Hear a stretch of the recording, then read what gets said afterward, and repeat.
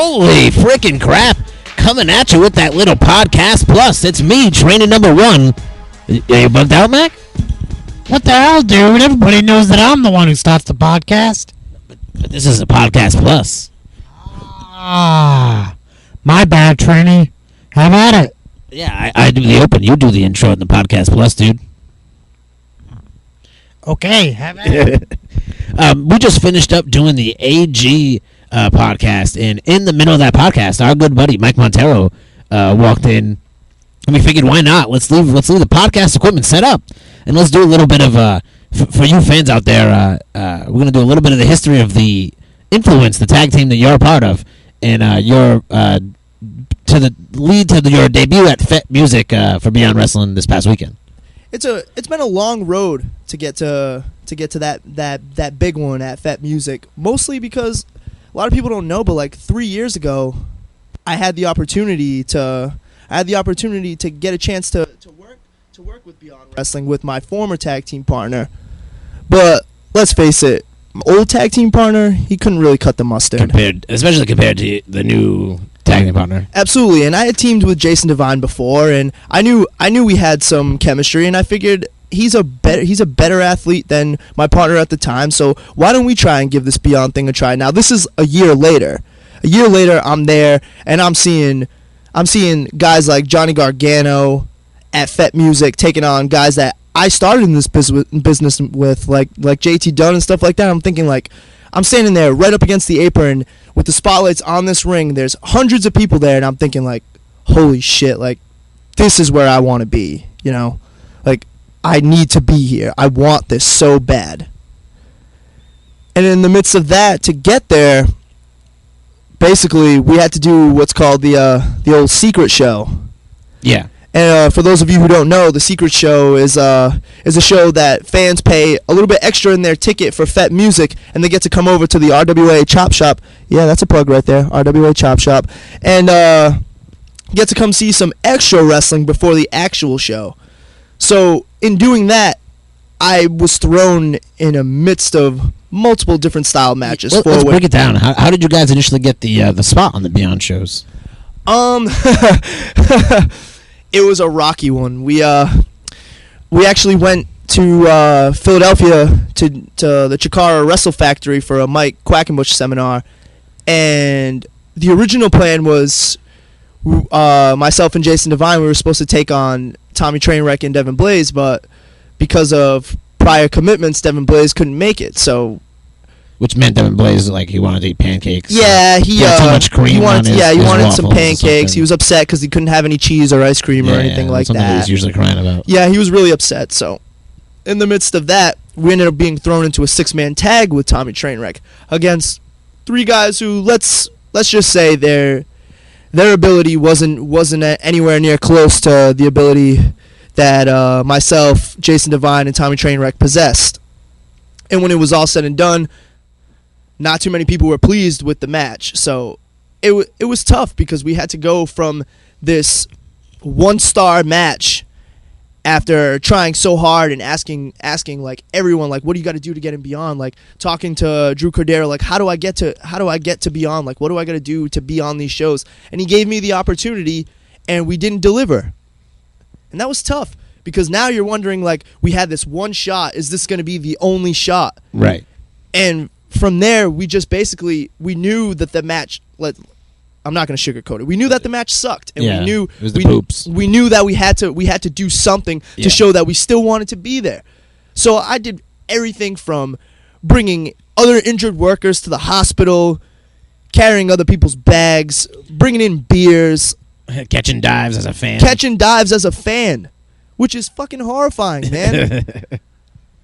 But in the end, it culminated with the first secret show. I can't exactly remember which show, what the order was, which Beyond show that opened for. Right, but I remember I was in a fatal 4-way match with Nick Marchand, Jack Connor, and the Mondo Racer Mike Grossa. Okay.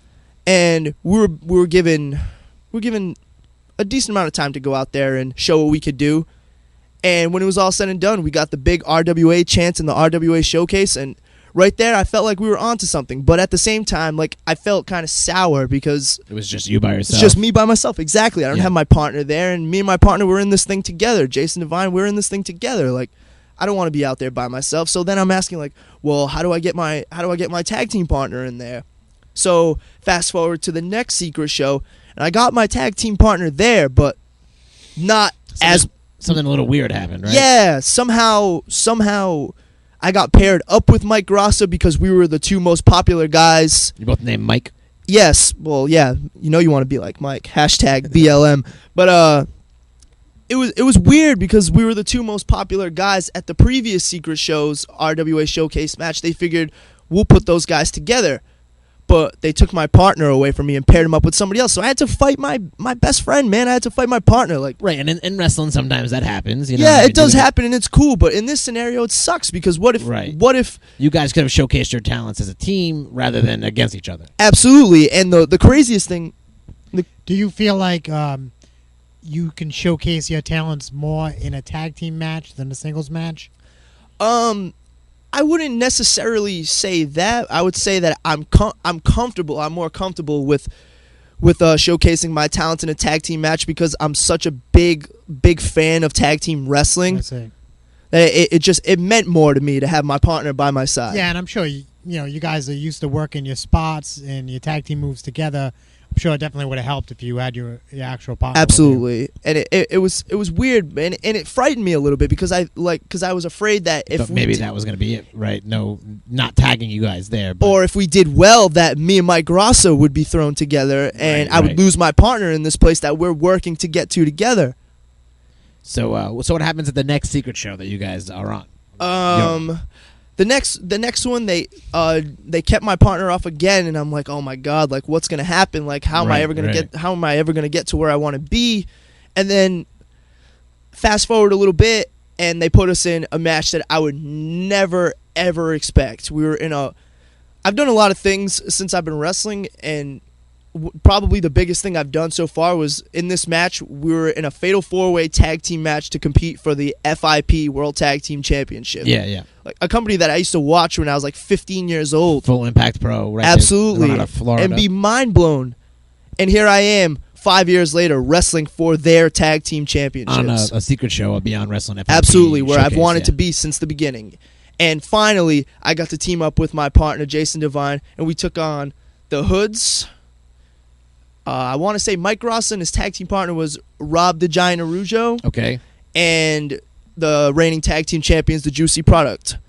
And we were out. We had a brief stint. We were eliminated kind of early, but in the time that we were out there, we showed our best stuff, and it was enough to get us on the next secret show as a tag team. You guys open some eyes at least. Absolutely. That's all we wanted to do is give us a little bit, and we'll take as much as we can just to show you that we want to be here and that we belong. And it culminated with Beyond Wrestling's American Rana weekend of this year, where we got to take on guys that we started in this business with. Guys, I had my first independent professional wrestling match against these guys, which is the Hoods. Right. And we got to take those guys on the night before the spectacle that was American Rana 14, and we tore the house down. We had it. We had the magic that night. And when it was done, we got the chant that every guy who wrestles in Beyond Wrestling looks for is that Beyond Wrestling, clap, clap, clap, clap, clap. You know, that chant, like you know you're onto something when you get that chant. When it was all said and done, the fans appreciated us and they wanted us to come back. And in the end, the next night, we got thrown into the big 14-team tag team battle royal. Right, and that's when we all seen the Canadian Destroyer on the apron. Absolutely, you make the best of your opportunities. And I was out there with 14 teams, so that's 24 guys in there. 24 guys all trying to shine the best way that they possibly can. Right. And I thought, what's the best way that I can possibly shine? I know. I'll flip pile driver Devin Blaze on his brain on the ring apron. Right. I'll sacrifice elimination so that I can get a holy shit chant, you know? And clearly it made its mark because they retweeted the video. They put it up of just that clip of the Destroyer on the apron and all that jive. So clearly you guys made another impression. Absolutely, and it felt good because it opened a lot of eyes, and a lot of guys are coming up to me, guys from other shows, guys from other areas who are coming up to me, bringing that up, like, holy shit, you fucking Canadian Destroyer, the guy in his brain on the apron, like, what's next? What's next for the Influence? And like we were trying to find out the same thing. Like what's next? What's gonna happen? What are we gonna do from here? And sure enough, this past Beyond show, it was Alive and Kicking. There we go. Yep. Alive and Kicking. All part of the tournament for tomorrow. Yes, in correlation with the tournament for Tomorrow 3, they had a show the day before the tournament for Tomorrow 3, and also as well on the Secret shows, they had the TFT 316, which is also a separate tag team tournament. And in that tournament, myself and my partner Jason Devine were picked to be in the tournament against the Tabernacle not on team. Standby like AG. Not on standby like AG. We were announced to be in the tournament for tomorrow, 316, and I was excited because I saw what the Tabernacle team can do out there, and I've watched them at previous Beyond shows, and I was really impressed with their work, and I really was looking forward to getting into the ring with them. Yeah, and something happened. There was an injury. I guess Thomas Dubois of the Tabernacle team, he had a knee injury the night before and was unable to compete, so we were thrown into a tournament qualifying match with the Devastation Corporation. Right. So basically they traded big guys that we were going to take on for even bigger guys. Yeah.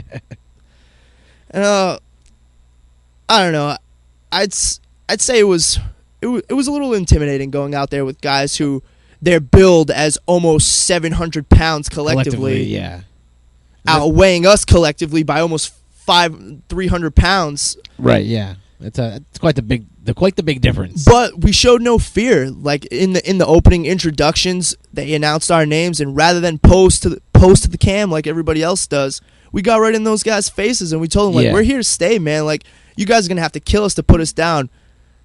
Well, and sadly, they killed you. Sadly, they put the old stank on us. Yeah, and that's what they did. 5 minutes later, Devastation Corporation advances. But the fans didn't forget about the Influence. The fans were upset to see the Influence go down, but they were excited to see what was going to happen for the Influence next. Yeah. And what would ultimately happen next was we got to take that match from the previous Secret show with the Hoods, and we got to put that on a broader scale, on a brighter scale, on a bigger scale. Alive and Kicking. Absolutely. And once again, we've wrestled these guys so many times. Like when you're up and down the roads with these guys, driving all over the place to random shows, like wherever you go, like you get to know each other so well that you know what each other's thinking, you know each other's stuff, and like when you go out there, like it just clicks, it works, and flows well. Right? Absolutely. And we went out there, and I had no doubts that going into Alive and Kicking that we were going to bring it, and that's exactly what we did. We brought it, and when it was all said and done, the Hoods got the win. They got their big win going into the match with the Young Bucks, but we almost had them. Right. We almost had them. So now, like as a fan of the Influence, now I'm sure they're wondering like what's going to happen next. Like where do these guys go from here? Like they're almost at that big victory, and that's what we're looking for. Is that what's next for the Influences? That decisive win. You got to keep pushing forward for that big absolutely. victory. I have no doubt in my mind that myself and Jason Devine, we proved that we can go. We proved that when the lights are on us, that we will deliver. But now it's time to prove that we can win. Mike, I appreciate you coming down and doing this quick little thing with me, man. Anytime, brother. I definitely want to do a full version one with just Mike Montero, and we're going to go through everything. Absolutely. I'll be looking forward to it. But, yeah, dude, thank you for coming on for this podcast plug, Podcast Plus. Mac, I guess since you didn't do the intro, you want to do the outro? Well, I was just about to say, Micah, and then he had a lot to say. It was all built up inside of him. Seemed like he was excited. Sometimes you got to get it out, you know? So, no problem, man. I'm just glad that you came down, got a little bit of it out. I'm happy things are going well for you. And hopefully we'll see you a little more in Beyond Wrestling. Absolutely. And everybody, thanks for listening for this one. And in the future, keep an ear out because we might have a full Mike Montero one. He seems like he has a lot to say. So, everybody, thanks for listening and a good night.